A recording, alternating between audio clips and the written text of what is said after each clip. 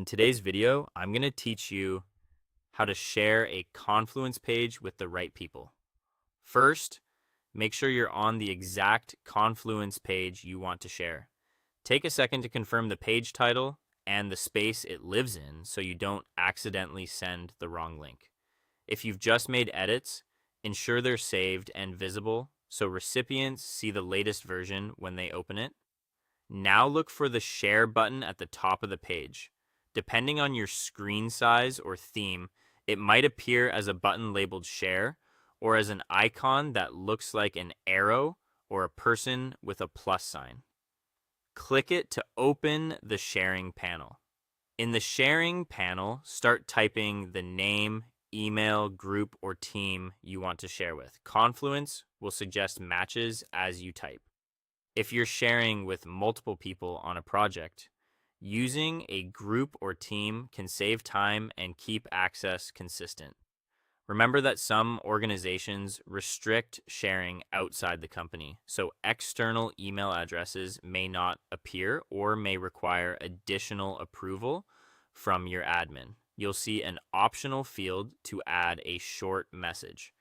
Use this to explain why you're sharing the page and what you want the recipient to do. Keep it concise and clear, like, please review the timeline section by Friday, or reference this for the onboarding checklist. Avoid including sensitive details in this message. The page itself should contain what's needed. Before sending, double check that the person or group has permission to view the page. Confluence often indicates if someone doesn't currently have access, which helps you avoid confusion later. If you see a warning that a recipient can't view the page, pause and make sure they're part of the right team or group in your organization. If you're unsure, coordinate with your space admin so that access is set correctly before you send the invite. When everything looks right, recipients, optional message, and access, click share or send. The label can vary, but the result is the same. Confluence will deliver a link and notify the people you selected. Finally, confirm the recipient can open the page. The simplest way is to ask them to click the link and let you know if it loads correctly. This quick check saves time and ensures there aren't permission hiccups.